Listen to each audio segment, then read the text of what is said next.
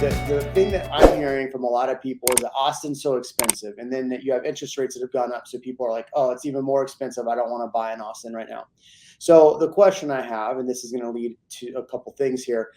Number one, affordability becomes a problem, right? So, obviously, people that watch this channel, I talk about some of the stuff that happens in Austin as far as like what we vote for and how we're voting. We just voted for a $3 billion bond for AISD, which is going to raise taxes. You're talking about, we already passed $7 billion, which is now probably going to be $10 billion for the railway. And then you have, what's the other thing they just voted for? $350 million for affordability. So Austin keeps passing all these things that end up just going back and raising property taxes. So it becomes unaffordable, right? It becomes unaffordable from a lot of different points. So the question becomes, how do we start making affordable properties?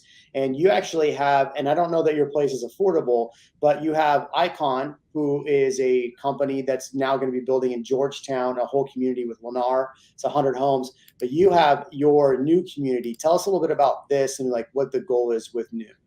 Yeah, so actually the goal is really to create affordable housing. It's going to be on a smaller scale. So it's neucommunity.com. If you look it up, there you go. So what we're creating are steel cubes that have a footprint of 80 square feet. They're 11 feet tall, 10 feet of glass. And then they've got glass and aluminum that connect on the extrusions and on the exteriors. And you can clip them together kind of like Legos. So you can have multiple configurations. Our smallest hotel room size is going to be 4, but realistically, we're going to be building probably in the 10 to 12 modules clipped together. So 800 to, what would that be, 960 square feet for like a 2-bedroom. And we're able to, as one innovative example, we're able, instead of pouring a concrete foundation, we're using earth screws that go in 5 feet into the ground and can support each of the corners of those cubes for a much cheaper cost than a traditional concrete foundation, post-tension foundation, right? And so the goal is we can create these, they're factory built. So, once we ramp up that production, we can hopefully build 10, 100, 1,000, 10,000 a month, right? I mean, the idea is to build those out. We've got our first factory. We've got a sprung tent. It's actually the same stuff that Elon used in Fremont when they ran out of space at construction at their plant in Fremont in California. They started building in the parking lot with these massive, really permanent structures. They're big tent structures. So we have our first 900-foot long, basically 3 football field size manufacturing tents coming up. We have 2 more coming. And we currently have 1,300 acres in Bastrop, about 15 minutes south of Giga, Texas, that we're developing for. Our estimates are between 6,500 and 7,000 homes. And like I said, the initial scale is going to be 10 to 12 modules clipped together, so around 1,000 square feet. And the goal is to keep our pricing in the 200 range. And so if we can do that, that really becomes, significantly less. It's more than half of what the current average home price is in Austin. And really, if when you look through the website, you can kind of see it's almost like every material you put into a skyscraper it's just in little 80-foot cubes. So you're basically taking mini skyscrapers and clipping them together to create what feels like a very Jetson style home. And the idea is, as we scale up, it becomes more and more affordable as we're able to, push more through the manufacturing. So you're talking about in the 2s, right? For something like this, how big did you say it was going to be?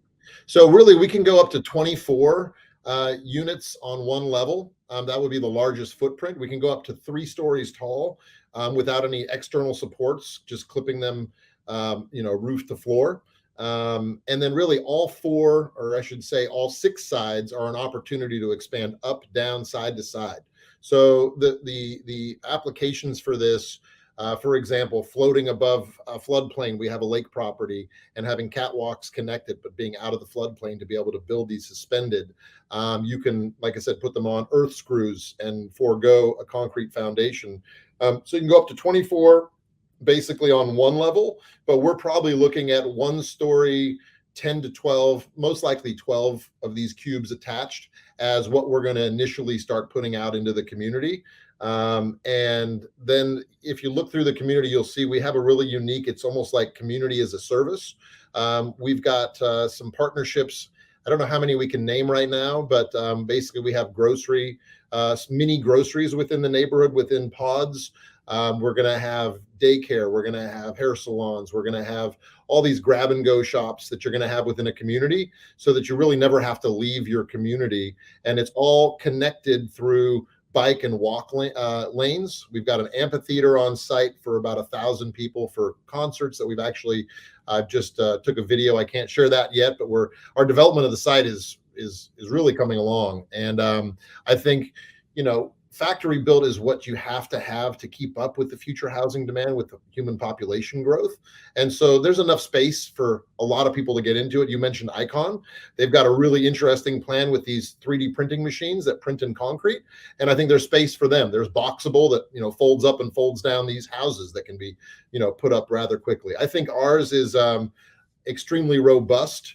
But also they're agnostic. They can go to any location and clip together there. So it's a unique, and I think a little bit more scalable. I think Icon, you've got to have tens of thousands of machines or thousands of machines to print enough homes. The thing that's interesting about Icon compared to what you're doing is that what you're doing is basically you're pre-speccing, pre-building, and then you could come in, and how many square foot do you think you could build in a day? Like if you're just to come put it on the ground, how many square foot could you build in a day? What, 3,000 square 800, 1,000 square feet pretty easily in a day.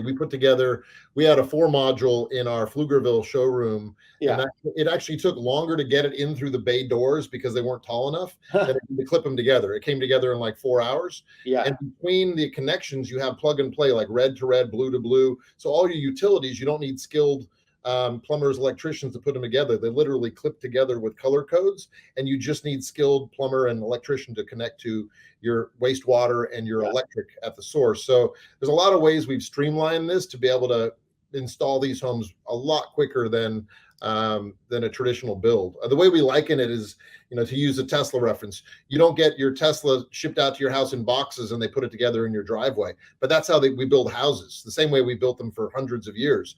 You go out one trade, one material at a time, and you build, and then weather slows you down, and this trade can't get there, so that trade can't follow up. And you can have, I've seen build projects take 18 months to 2 years in this town, between, what it takes to be able to get through development and then what it takes to actually build, depending on what trade supply is and what supply chain issues you have with materials. So getting something that you can take soup to nuts with no weather delays in a controlled environment in a warehouse, to be able to build and then assemble final assemblies on site, it's just going to be able to ramp up at a much, much more scalable level. So here's my concern with Icon in Pflugerville. So here's the rendering where they're showing. So here's the point I was getting to. You're pre-speccing and bringing them in, right? You're pre-building, bringing them in, snapping it together. Look how big these machines are. Yeah. Those machines are gigantic. So what Lennar is going to have to do, if they're going to actually do this right, is they're going to have to create a very small footprint for these homes, because they're only going to be, I read the numbers, at 1,500 2,000 square foot, and then they're going to build wood on top. So basically they're just building the downstairs part of it, and then the upstairs is going to be wood. Or with what you're doing is all contained. You're not putting wood on the exterior of the home at all, right? No, that's correct. And so Icon's, and maybe they'll get to a second story that can be supported and have concrete above it, but you basically have all the traditional building systems up on the second story if you're going to make anything sizable, right? And then you've got concrete down below. Concrete's not inexpensive, so I'm curious what their cost is. And by the way, I love that Icon's in the space. I think there's enough for everybody. I truly do, and I love what they're doing. I think it's, like I said, it's a really interesting concept. But let's say you have a water leak in the wall. Let's say you want to move a plug over because you want to put a TV up here. Are you going to have open conduits in the wall? Or if you need to get in there, how do you break open that concrete and then patch it so it matches what the machine created? Like, just the basic logistics of having even the bottom as a really cool 3D wall. But if you end up with MEP issues, mechanical issues down the road, how do you address those? And so there's a real concerns. You either have exposed conduits inside or outside your home, or you're building in walls that are a little bit challenging to get into without some kind of access point, et cetera, that I don't know how you 3D print that access point. So thanks for watching this short of the Real Amigos podcast. For more live streams, hit here. For more clips, hit here. We'll catch you on the next one.